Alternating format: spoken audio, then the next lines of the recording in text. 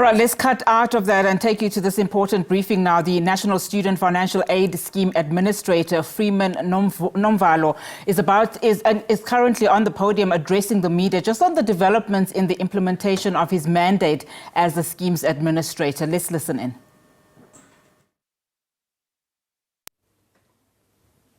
So, with the mechanism that we had, it was costly, it was creating all manner of problems in the system. There's a litany of complaints from students. We had to respond to that, and therefore we decided to use the direct payment mechanism using our banker. I need not emphasize this. While a transaction was costing us at least 22 rands per each transfer to a student, costing NSFAS 12 rands, costing student 10 rands, we now make that transfer at less than 1 rand. We now make that transfer at less than 1 rand. And I think this is an important point in the direct payment mechanism system. And having done that, we also see a lot of stability in the sector in that there's hardly students that are complaining about not receiving their allowances. I know that there are still students, around 11,000, that for whatever reason, their banking details have not been submitted.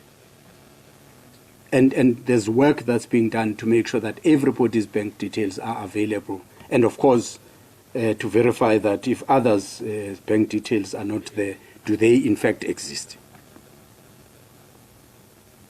So that small number of students who are following up on, but the system has stabilized for TVET colleges. For universities, we're obviously paying through the universities at the moment as an interim measure. So this is an important fact because we also then can know who are we paying. Does the student indeed exist? And it's an important consideration to do. University payments, of course, I've said that we're paying through the universities. We thank the leadership of universities for bearing with us in this regard. Our main objective of continuing with that mechanism is to make sure that students are not left without their allowances, which was happening. So we really are thankful of the universities. And we then are aiming to make sure that all of our payments are paid directly to the beneficiaries. That is the end goal. Our mission towards that end goal has been temporarily stopped by the interdict that we lost on the 12th of July. And processes are underway to reverse that decision.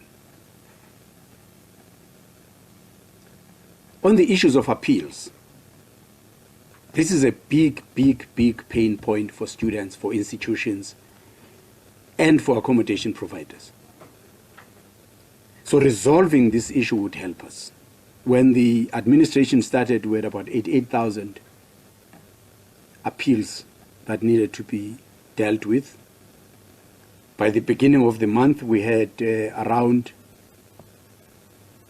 28,000 appeals that we still needed to deal with. Of course, the number shifts because sometimes other students would come in and appeal at a later point and so on. But we are left with less than 4,000 or around 4,000 now that we still need to close. And of course, the others have been dealt with. There might be some outstanding information here and there. But there's been a lot of progress made in order to alleviate the plight of students. The loan decisions, we've done the work that needs to be done. We had quite a number of applications, but most of the applicants did not either meet the requirements or some did not really apply, but they had opened a profile in our system, and then it appears as if there's an application when in fact there was no application, and the decisions have been made and will be communicated to the students in due course. Funding decisions will be communicated to students in due course. Appeals will be communicated to students in due course before the end of this month. So what must be appreciated in relation to this aspect, the applications, the appeals process, is just the sheer volume of the numbers that have to be processed, and put that alongside the systems that are not reliable. So there's quite a bit of work that requires attention there. Accommodation providers. It's been very, very painful. Some accommodation providers, when they are paid late, as it is the case, sometimes their own debit orders would bounce. And the mission here is to make sure that we don't only catch up. We've done the catch up for the long outstanding payments. We've created a platform to engage accommodation providers. We've sent teams out to the field to be able to deal with the queries on the front line. We are starting the roadshow tomorrow. We've set up a task team that's going to look into the accommodation issues going forward. But over and above that, we're starting a roadshow tomorrow, starting in KZN.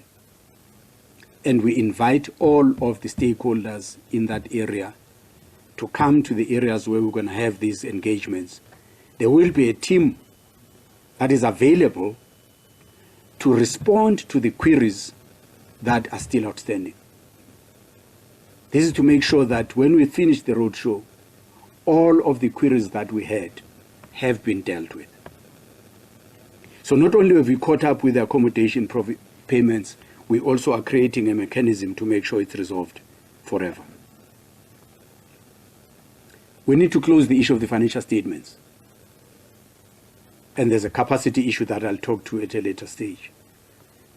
So the 2022-2023 financial statements are being finalized. The audit of those is being finalized by the auditors.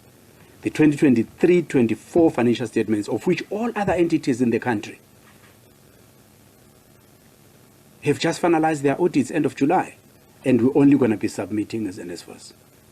But our aim is to make sure that come end of December this year, all of the outstanding information has been dealt with, and we are only left with dealing with the current issues.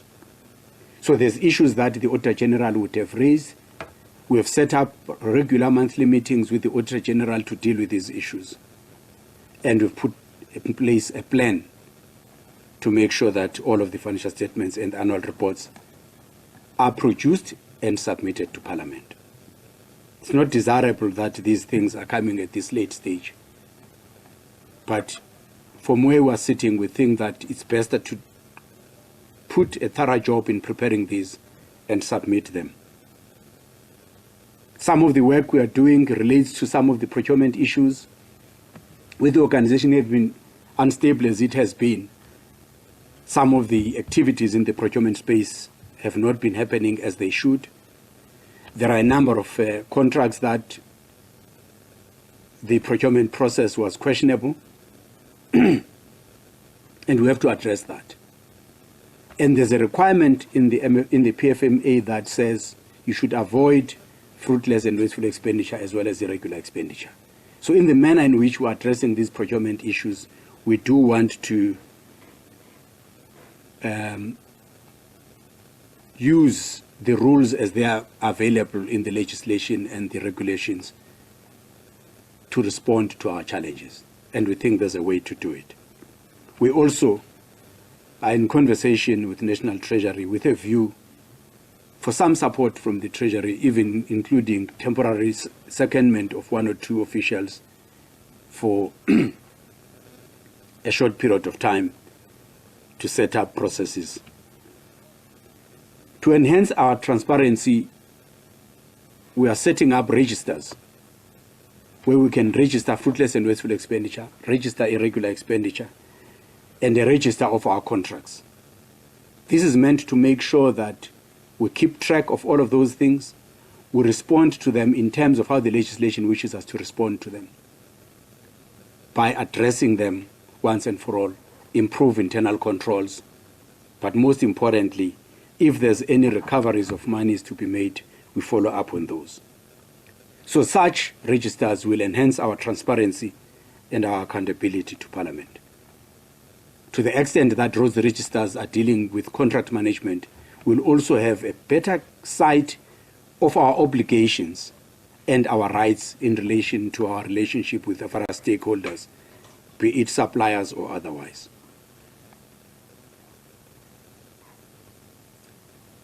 It has become clear to us that we can't address these things at NSFAS unless we bring additional capacity.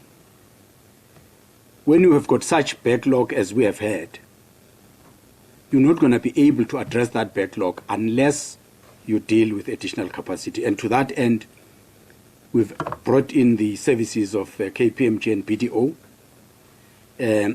to assist us on 3 key areas: the closeout report, the annual financial statements, as well as the student accommodation issues. The intention is to be able to deal with the backlog, but at the same time to design processes and systems for the future so that the problems we've experienced do not recur. On the closeout report, there's a lot of things to say. I think the most important one is that we've got 76 institutions, and when the administration started, we only had 1 institution that we were close to finalizing our recons with them. We've added 39 other institutions where there are draft agreements between us and the institutions to close that. So on the issue of the closeout report, we've made quite a significant progress, more than 52%. Yes, we would want to be at 100%, but I think that is a remarkable improvement from where we're coming from. We do understand and appreciate the agony that this issue of the closeout report leaves with our students, some of whom their academic progress was interrupted. It is for that reason why we've moved so fast to make sure that we get closer to the finality of this. This ties in with the financial statements in some ways, but the progress made thus far, I think, helps. Linked with this is the issue of recovering funds that may be owed to us by the institutions, and of course paying over what we may be owing as NSFAS. Thus far, we've collected a net of 486 million through the efforts of NSFAS, as well as an additional 476 million through the efforts of the Special Investigation Unit. Of course, there's other work that the SIU has done in this regard. Then I just want to come back to this of student accommodation a little bit. We understand the direct payment issues and we've dealt with them already in the past. But similar challenges seem to be applicable in the student accommodation space. In the late 2021, NSFAS sought to get bids that would allow accommodation providers to access an automated process of applying for their respective residencies by students. A portal in which the information about which residence is available in which institution, how many beds and so on would be available. And those accommodations needed to be of a certain quality. The Department of Higher Education and Training issued the minimum norms and standards, I think in 2017, 2018, to make sure that those accommodations are up to scratch. So 2 things were done. One was a tender process to get the system, the online system, and another tender process to make sure that there's a grading of the accommodations. Both processes seem to have created serious challenges. On the solution to manage the availability of accommodation and students applying, there's a portal and there's 4 service providers. On the side of accreditation and grading, there's 39 service providers. Our experience on the ground shows us that there's a number of challenges. Consistency on the grading or lack thereof is a problem. Accommodations that are not suitable for students in that they are closer to ship-ins and therefore students cannot concentrate on their studies. All of these are the problems that we now have identified and we have to resolve them going forward. On top of that, because you've created a mechanism that also handles cash in between, when an accommodation provider has not been paid for whatever reason, NSFAS must still answer, irrespective of what the issues are between the accommodation provider and the solution provider. So these things create a number of challenges for us that we must respond to and respond very, very firmly. So because of all of these things, we're saying we need to review those processes. We need to make sure that everything that is done in that regard adds value to government. There is no wastage or leakages of resources that is taking place in that space. And of course, to the extent that those things are found out, we'll review those processes and see if it's necessary to have a new and a different process going forward. So, I think we've come a long way. There's still a long way to go in resolving these issues, especially paying on time for accommodation providers. I can't emphasize that enough. We're still failing in that regard. We need to make sure that all of these changes that have been taking place, in which NSFAS has been central, the National Commission in Higher Education of 1996, the white paper on the program of transformation, the measures that have been taking place, the migration of TVET colleges, these are all milestones that have been taking place in the sector in which NSFAS played a critical role. There's an excess of 7 million students that NSFAS has assisted. There are families that would not be where they are today had it not been because of NSFAS. There are millions of other families that still require NSFAS to assist them. It is for that reason that all of the work we are doing and everything we should be focusing on should seek to make sure that NSFAS works and works well. Any disruption that seeks to derail NSFAS from this mission must be treated as an attempt to subvert the mission of the country. And it is for that reason that we call upon all of the stakeholders in the sector to work with us, to support us in doing the work that we need to do to make NSFAS an efficient organization. All that we have achieved, we are grateful to the ministry, the ministers and the deputy ministers. We are grateful to the Director General and the Deputy Director General that are responsible. We are grateful to USAF. We are grateful to SACPO, to SAUS, to SATFETA, SASAP, FAPSA, ACOI, all of those stakeholders. When we approach them for assistance, when we approach them for engagement, even though they were aggrieved in many respects, they've all responded positively to support the work that we've been doing. And we thank them for that. I thank you.